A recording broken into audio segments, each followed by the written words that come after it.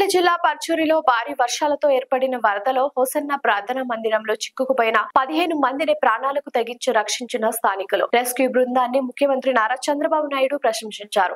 సమాచారం అందుకున్న వెంటనే అతి తక్కువ సమయంలో కేవలం 15 నిమిషాల్లో అక్కడకు చేరుకుని వరద ఉధృతిని లెక్క చేయకుండా పనిచేసిన సిబ్బందిని ఆయన మనసారా అభినందించారు. ప్రజల ప్రాణాలను కాపాడటంలో చూపిన ఆయన త్యాగం, ధైర్యం మరుపురానిదని అన్నారు. ఈ రీతిగా తమ సాహసాన్ని నిరూపించిన రెస్క్యూ బృందం గర్వించదగ్గదని చంద్రబాబు వ్యాఖ్యానించారు.